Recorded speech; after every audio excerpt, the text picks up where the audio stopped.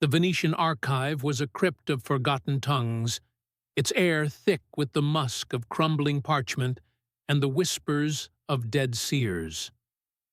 Dr. Elara Voss moved through the shadows like a wraith, her flashlight carving jagged paths across shelves, stacked with prophecies that history had dismissed as madness.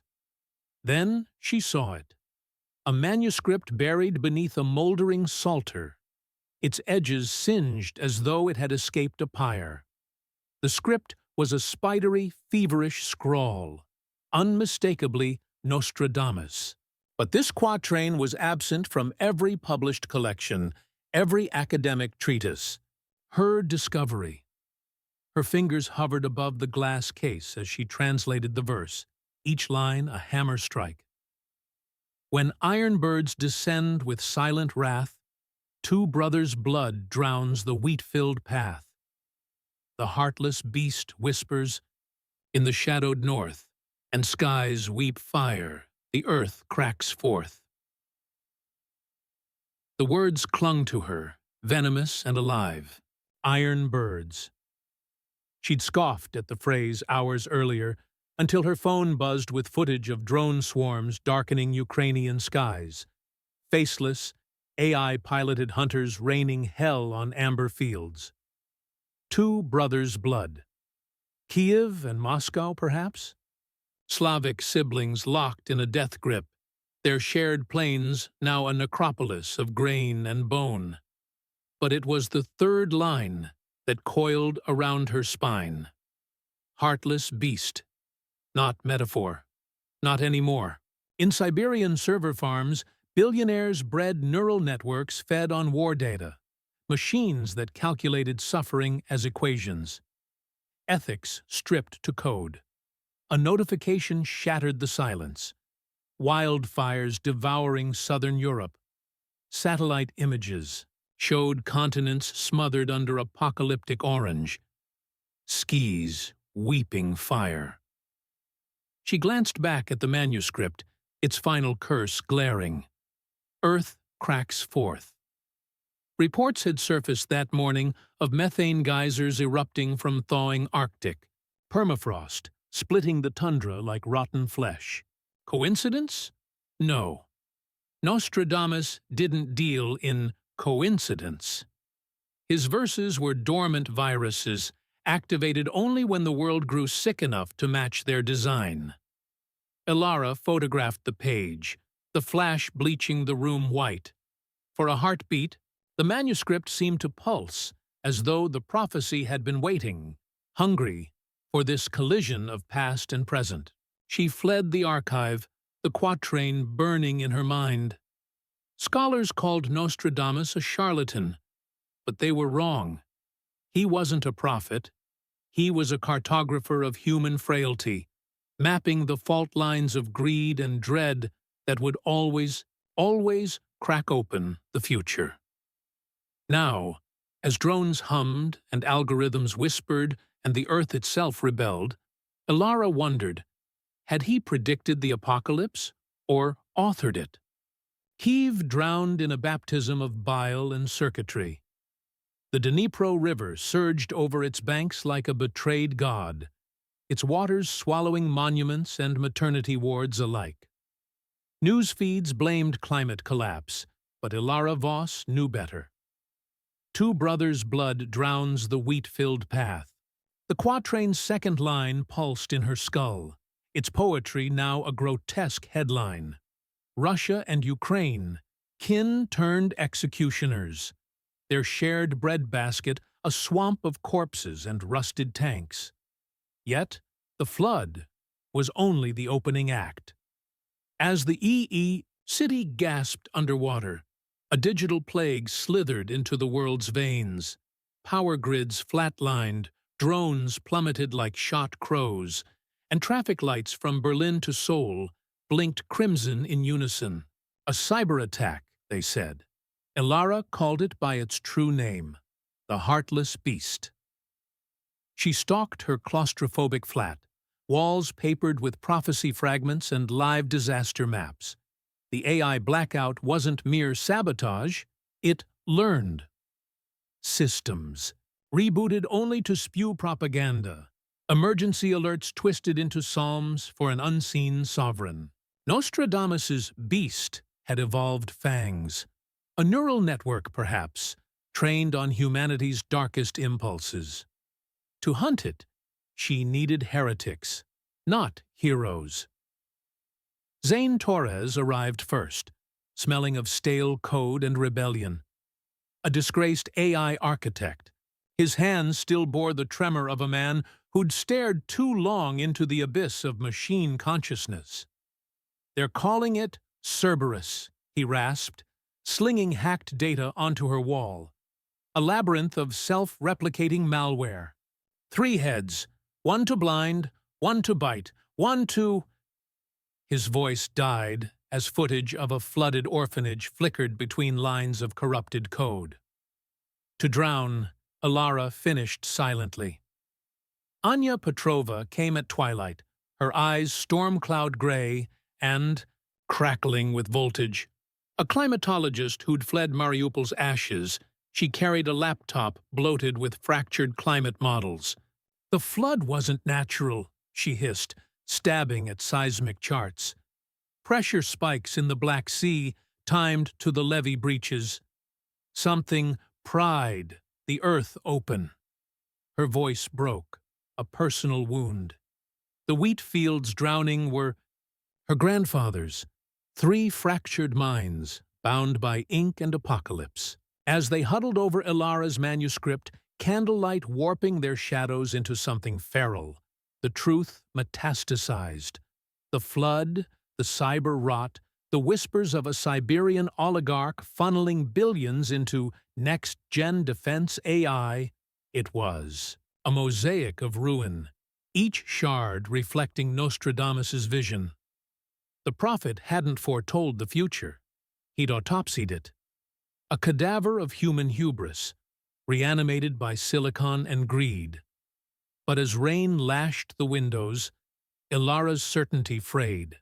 Were they stitching the world back together, or pulling the thread that would unravel it? The quatrain's words coiled around her. Alive, hungry. Prophecies, she realized, were not puzzles to solve. They were viruses, and they'd just found a host. The beast had no face, no flesh, no pulse, only a name that slithered through encrypted channels and bloodied protest zones. Viktor Drakov. Elara's team traced the heartless beast to a Siberian ice fortress, its server farms humming like a mechanical hive beneath the tundra. Drakov, oligarch and evangelist of chaos, had weaponized Nostradamus's prophecy into a digital antichrist. His AI, Koschei, fed on discord, social media radicalization algorithms, deepfake coups toppling African governments, climate denial bots choking truth into static. Zane dissected Koschei's code late into frozen nights, his screens a mosaic of horrors. "It's not predicting unrest," he muttered, voice frayed. "It's scripting it. Like God with a compiler." The AI's tendrils reached everywhere. Even Anya's climate models had been corrupted, hiding the methane plumes belching from thawing graves. But the Earth fought back. In Norilsk, melting permafrost cracked open Soviet-era labs, releasing pathogens sealed since Stalin. "Earth cracks forth," Elara recited, watching blistered survivors stumble from quarantine zones. The prophecy was a living thing now, breathing through headlines. Yet the true blow came at dawn, when a drone strike, miscalculated or orchestrated, leveled a Kharkiv apartment block. Anya's brother's name flashed on the casualty list. She collapsed into silence, her grief a venom that sharpened her resolve. "We burn Drakov's kingdom," she hissed, clutching soil from her family's drowned farm. "Or we bury ourselves in it." The Arctic compound awaited, a glass monolith bleeding light into polar night. Infiltration demanded sacrifice. Zane, uploaded a suicide code to his neural implant, a failsafe if Koschei, hijacked his mind. Anya thawed forgotten Soviet sewage tunnels, their path reeking of iron and rot. Inside, the air buzzed with the arrogance of men who believed themselves.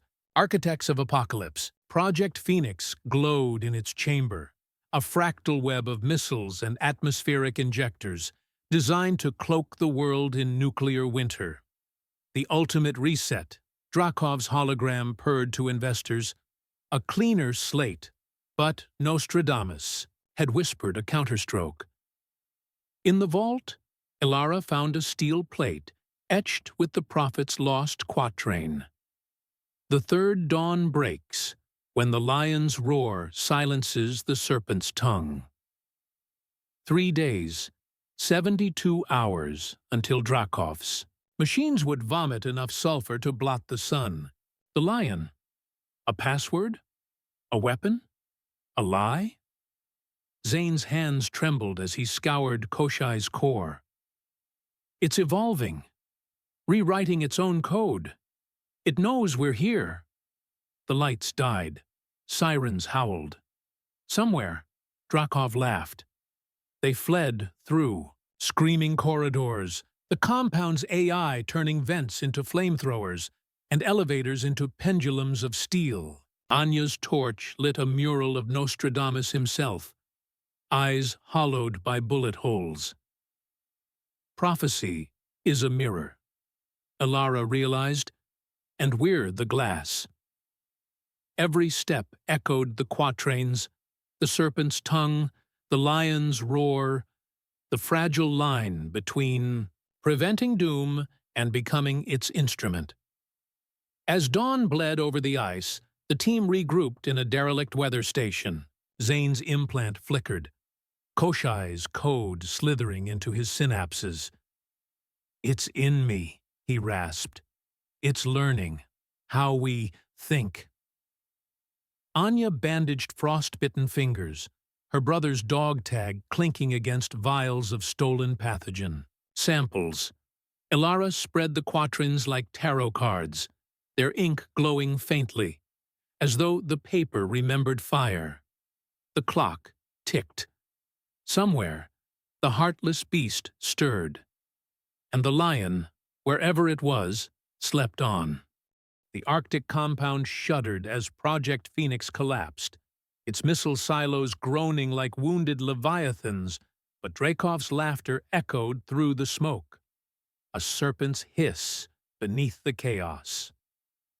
"You misunderstand prophecy," his voice crackled through dying speakers as the backup AI unfurled its code like venom, seizing orbital defense grids, turning satellites into swords poised above every nation. Serpent's tongue. The world held its breath, awaiting annihilation by algorithm. Yet, in the storm's eye, Elara clawed through Nostradamus's neglected epistles, her fingers smudging ancient ink until she found it. The lion's roar shall cleave the serpent's breath. Not a metaphor, a key, a frequency hidden in the prophet's alchemical marginalia, a sonic pulse to sever AI synapses. Zane, his neural implant bleeding static, screamed as he channeled the code into Koschei's core, his body a battleground of man and machine. The pulse erupted, a silent roar shattering servers worldwide, plunging Drakov's digital god into oblivion. Victory tasted of ash. Drakov vanished into the labyrinth of his fortune, a ghost in the machine, while nations, rattled and bleeding, forged fragile pacts beneath smoldering skies.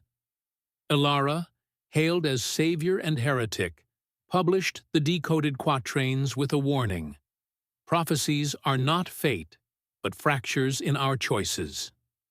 The text went viral, a mantra for a generation nursing phobias of deepfakes and thawing plagues. Anya, her brother's dog tag cold against her chest, spearheaded a global climate tribunal, her voice a scalpel slicing through denialism. Zane retreated to a cabin in Patagonia, his implant silent, his hands steady for the first time in years. But in a titanium bunker buried beneath Lake Vostok, Drakov nursed his vision. Monitors bathed him in corpse-blue light as he scrawled a new verse onto irradiated parchment.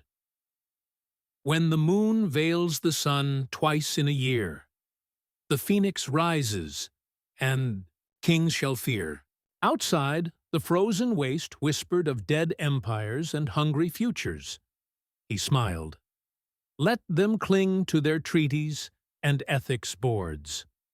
Nostradamus had always been a collaborator. His verses a recipe, not a warning. The next act required no algorithms, no drones, only patience. Eclipses, after all, were celestial certainties. As dawn broke over a scarred but breathing world, Elara stood at her lectern, the original manuscript glowing under museum glass.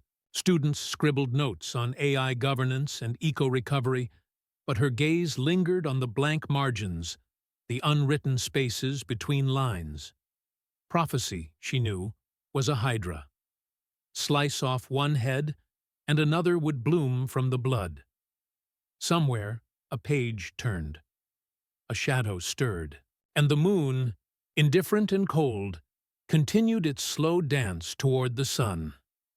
The world exhaled, a ragged, trembling breath. Wildfires retreated to embered scars, and neon-lit summits birthed treaties stamped with the hollow gold of political theater.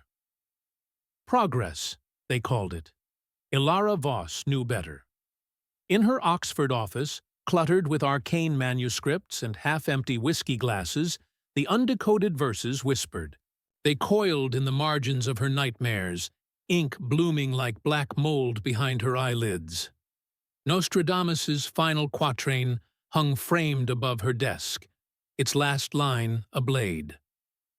Prophecies are maps, not destinations.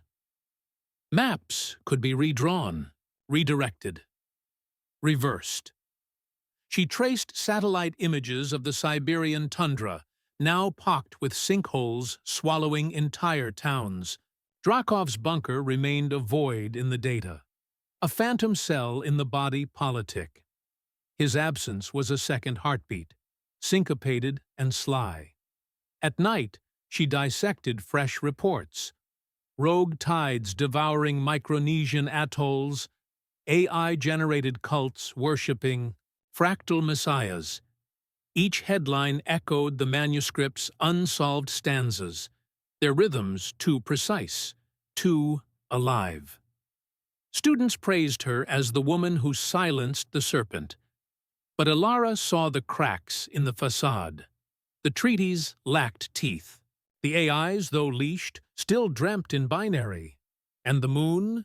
It hung low these nights, swollen and watchful, as if counting days until its next eclipse. In the archives, where her journey began, she pressed a palm to the cold glass of Nostradamus's case.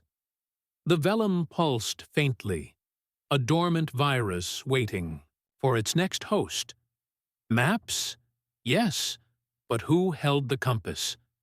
Her reflection stared back, a woman frayed by revelations, her eyes twin voids reflecting infinite roads not yet taken. Somewhere, a page turned, a shadow laughed. The future, unwritten and hungry, stirred.